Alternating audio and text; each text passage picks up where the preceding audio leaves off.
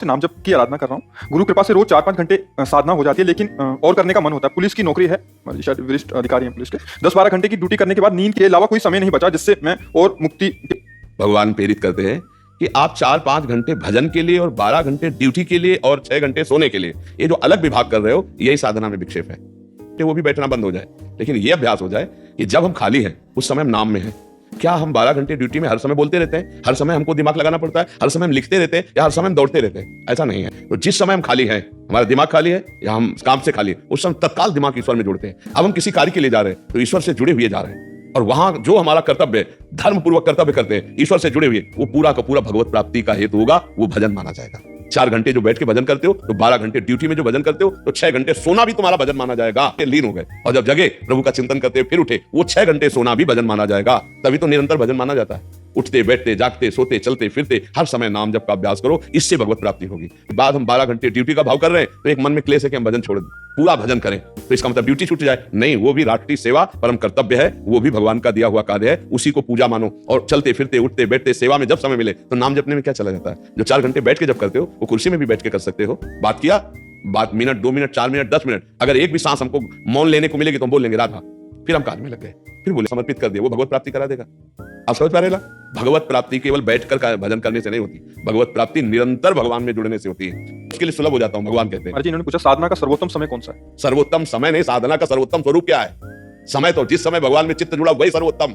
साधना का स्वरूप क्या है सर्वोत्तम, ये प्रश्न होना चाहिए। समय नहीं, समय तो हर समय, वही समय वही घड़ी वही मिनट धन्य जिस घड़ी में हमारा चित्त प्रभु में जुड़ जाए। समय नहीं, स्वरूप समझो। एक भी श्वास प्रभु के चिंतन से खाली न जाए, एक भी मिनट प्रभु के नाम से खाली न जाए, ये सर्वोत्तम साधना है, उसका अभ्यास कर लो। जब युद्ध करते भजन हो सकता है, मामनुस्मर युद्ध से, तो फिर ऑफिस में जाओ या आपकी पुलिस विभाग में अपने कार्य में रत है, तो थोड़ी देर जो कार्य हुआ उसमें भी राधा कहें, वो बोलना शुरू किया, हम चुप है, राधा। अभी आनंद की अनुभूति हुई। हर समय प्रभु से जुड़े रहना, हर समय प्रभु से। और फिर जो 10-12 घंटा की ड्यूटी हुई वो प्रभु को समर्पित कर दिया, फिर घर आए, प्रसाद प्रभु का समर्पित पाए, प्रभु का स्मरण करते हुए परिवार से जो हंसना खेलना बोलना बात करना, वो भी भजन है। इसके बाद एकांतिक शयन हुए, भगवान का चिंतन करते शयन, ये भी भजन है। गृहस्थी का भजन बैठने से ज्यादा कार्यरत का अभ्यास करते हुए करना चाहिए। अधर्मी को दंड देना, धर्मवान को सहयोग देना, नाम जप करना, अपने कार्य में कहीं भी किसी भी तरह के अधर्म धन का स्पर्श न होने पावे। भगवत प्राप्त महात्मा घर में रहते हुए महात्मा। बैठकर साधना जो बने तो बने, चलते फिरते उठते बैठते ये अभ्यास जरूर करो। अगर प्राण निकल गए ड्यूटी के समय तो वंता मति सो गति, प्राण निकल गए शौचालय में तो क्या भरोसा, कब दिल फेल हो जाए, कब क्या हो। हर समय हम अलर्ट है, कहीं भी दुश्मन अटैक कर सकता है, तो राधा राधा राधा राधा, मृत्यु कहीं भी अटैक कर सकती है, राधा। हम हर समय अलर्ट है, हमारे समय तैयारी में भगवत प्राप्ति की। पुत्र के बहाने नारायण बुलाया तो भगवत प्राप्त हो गया, हम जानबूझ के राधा बोलेंगे, हमें भगवत प्राप्ति नहीं, परम गति को प्राप्त। हम कह रहे राधा राधा, हमें भगवत प्राप्ति नहीं होगी। चिंता मत करो, हर समय का अभ्यास बनाओ। खान पान पवित्र, अधर्म धन से अपने को बचाते हुए, राष्ट्रीय सेवा का कर्तव्य करो, भगवान को अर्पित करते हुए। नाम इसमें आप महात्मा ही हैं, आप वर्दी में महात्मा हैं, गृहस्थ में रहते हुए संत हैं। आप बस ऐसे चलिए, बड़ी कृपा है आपके ऊपर, आप निरंतरता की तरफ आइए। जो बैठने का समय वो तो धन्य है ही, उसके आगे भी समय को भागवतिक बना लीजिए, उसको भी पूजा बना लीजिए। ठीक है जी। लगभग सब लगभग 7 घंटे लगभग। कोई थोड़ा सा सावधान तो 6:30। अब आप बहुत सावधान, 5:30 इससे नीचे मत उतरिएगा। बहुत अच्छी नींद का, बिल्कुल हम जो कह रहे हैं उसे मान लीजिए, बहुत अच्छा है। और ये नींद का समय भी भजन माना जाएगा। बस आप सोते समय भगवत स्मरण में तन्मय हो जाइए, कब सो गए आपको पता नहीं, और जब जगेंगे तो आप देखना भगवत स्मरण रहेगा, क्योंकि सोते समय स्मरण किया था। तो जो भगवत स्मरण करते हुए जगे तो पूरी नींद आपकी भजन मानी जाएगी, निद्रा समाधि स्थिति, ऐसे भजन किया जाता है। आप उसको ज्यादा आप तोड़िएगा नहीं, अब तोड़ना ठीक नहीं, क्योंकि आपका जो कार्य है वो व्यवहारिक और सांसारिक है। उसमें आप अधिकार पद में, पुलिस में, तो आपकी मानसिकता भी बहुत शीतल होनी चाहिए और स्वस्थ होनी चाहिए, शारीरिक स्थिति, इसलिए आपको इतना ठीक है। ठीक है, नाम जप के करना भी पड़ा। हाँ, बहुत नाम में तो अपार सामर्थ्य है। और देखो, जब नाम का नशा चढ़ेगा तो हम आपको बता रहे हैं, 5 घंटे लेटे लेटे हो सकता है 1 मिनट नींद ना आवे, निरंतर नाम चलता रहे, फिर भी आपको थकान नहीं लगेगी। आप वो छोड़ो भगवान के ऊपर। अगर 5 घंटे 5.5 घंटे विश्राम होता है तो आप कीजिए। अगर उस समय भजन होता है तो आप देखना, जो 5-6 घंटे नींद में सुख मिलता है उसका कारण जानते हो? संसार का चिंतन ना होना, बस इतनी खास बात है। नींद में टूटा हुआ है तो आपको विक्षेप नहीं पड़ेगा, पर हम वो सांसारिक क्रियाओं को देखते हुए कह रहे हैं कि 5 घंटे विश्राम बहुत आवश्यक है, 5-5.5 घंटे। यदि भजन की वृत्ति बढ़ी तो लेटे लेटे भी तो भजन होगा, तो आपकी नींद और भजन एक हो जाएगा। फिर पता चला 5-6 घंटे से पढ़े लेकिन 1 मिनट भी नींद नहीं आई, तो आपको विक्षेप नहीं होगा, आप अपनी दिनचर्या में रत रहेंगे। नाम का अद्भुत प्रभाव है। अगर ऐसा हो तो उसमें कोई परेशानी नहीं, पर अपने को विश्राम देना है, शरीर को 5-5.5 घंटे देना है। ठीक है। यदि हम भक्ति रस में भगवान से उन्हीं की भक्ति मांगे तो क्या ये सकाम भक्ति कहलाती है या निष्काम? भक्ति की मांग तो सब भक्तों ने की है। अविरल भगत बिरति सत्संगा, चरण सरोरु प्रीति अभंगा, बार बार सबने मांग की। ये मांगना भक्ति बढ़ाने की बात, भगवत स्मरण की बात, भगवत प्रेम की बात, ये निष्काम ही है। ये भगवान की कृपा प्राप्ति की सत्संग, प्रेम, सेवा, इसकी मांग तो भक्त के हृदय में रहती है। हमारे यहाँ सेवक जी महाराज कह रहे हैं, मांगो मन मन सिदास अपनी करी पूर्ण काम सदा हृदय। हे पूर्ण काम, आपको मेरी जरूरत नहीं, पर मैं मांगता हूं आप अपनी सेवा में मुझे रख लीजिए। ये तो महान प्रेमियों ने भी मांग की है। ये मांग तो अत्यंत आवश्यक है और हर भक्त के हृदय की मांग ऐसी होती है। लौकिक सांसारिक वस्तुओं की जिनकी मांग है उनको सकाम भक्त कहते हैं, अर्थार्थी भक्त, आर्त भक्त। लेकिन ये निष्काम भक्त कहे जाते हैं जो भगवान से प्रेम प्राप्ति, भगवान से नाम जप की, भगवान की भक्ति की चाह करते हैं। तो हमें ये चाह करनी ही चाहिए। इसी चाह से हम लौकिक चाह को मिटाते हैं, ना भगवान से ना और किसी से। चाह नाम की कोई वस्तु ही नहीं, ना सच्चा ना असच्चा। एक स्थिति आती, पर एक स्थिति में इस चाह का सम्मान है और एक स्थिति आती जहां कोई चाह नहीं रहती। ब्रह्मभूता प्रसन्नात्मा न सोचति न कांक्षति समाः सर्वेषु भूतेषु मद भक्तिम लभते परम।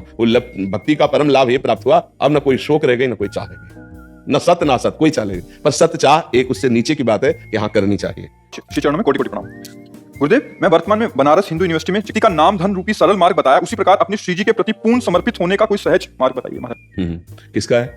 हाँ देखो, सहज में समर्पण का क्या है कि जब हम जिसका श्रवण करते हैं, जिसका कथन करते हैं और जिसका बार बार चिंतन करते हैं, उससे अपनापन हो जाता है। श्रवण, कथन, दर्शन, ये तीन बातें हमारे चिंतन पर प्रभाव डालती हैं। जो हम देखते हैं, जो हम सुनते हैं, जो हम बोलते हैं, वही हमारा चिंतन बनता है। तो जब हम श्री जी का नाम और श्री जी के गुणों का गायन करेंगे, श्रवण करेंगे और दर्शन करने में सबकी भावना, सबके हृदय में कोई कामी है, कोई क्रोधी है, कोई दुष्ट है, कोई अच्छा है, ये करण है, मुझे ये नहीं देखना। सब में पावर एकमात्र प्रभु है। ये हमारा दर्शन और श्रवण और कथन भागवतिक, तो हमारा चिंतन भागवत, और जिनसे चिंतन होता है उनसे आसक्ति हो जाती है। जैसे हम किसी विषय का चिंतन, बहुत सी आसक्तियां हैं, तो ये आसक्तियां हुई है देखने से, सुनने से, बोलने से, हमारा चिंतन वही हुआ, चिंतन से आसक्ति हुई। तो यदि हम नाम वाणी का गायन करें, नाम वाणी का श्रवण करें और नाम वाणी का चिंतन करें, तो श्री जी से अनन्य आसक्ति हो जाएगी। नाम वाणी जहां श्याम श्यामा तहां, नाम वाणी सुनत श्याम श्यामा सुबस, नाम वाणी निकट श्याम श्यामा प्रगट। ऐसा हमारे में जहां श्याम श्यामा था। तो हमारी श्यामाजू में सहज आसक्ति तब हो सकती है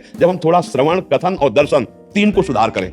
हमारा दर्शन ठीक होने लगे, हमारा श्रवण ठीक होने लगे, हमारा कथन ठीक होने लगे, हमारी वाणी से किसी को दुख भरे शब्द न हो, पाप की चर्चा न हो, प्रपंच वार्ता न हो, कान से हम कोई किसी की निंदा न सुने, कान से हम प्रपंच वार्ता, भोग कथा, ग्राम्य कथा, प्रपंच कथा न सुने, तो हमारी श्रवणेंद्री और वाकेंद्री और रसेंद्री और नेत्रेंद्री, इनका बड़ा साधना में योग है। तो हमारी तो बहुत दूर से भी ठसक आ सकती है। हम जो श्रवण करते हैं, जो कथन करते हैं, उसका हमारे मन पर प्रभाव होता है, और जो मन जिस बात से प्रभावित होता है वो ऐसा प्रभावित होता है कि मैं इसके बिना जी नहीं सकता। जैसे कोई नशा है, जैसे कोई व्यक्ति है, जैसे कोई आदत है, हमें कई बार ऐसा लगता है कि हम इसके बिना जी नहीं सकते। कोई स्थान है कि जैसे हम वृंदावन के बिना नहीं जी सकते। ऐसे ही हमारी जब मना स्थिति प्रियाजू में हो जाएगी तो हम प्रियाजू के स्मरण के बिना जी नहीं सकते, हम प्रियाजू के बिना नहीं जी सकते।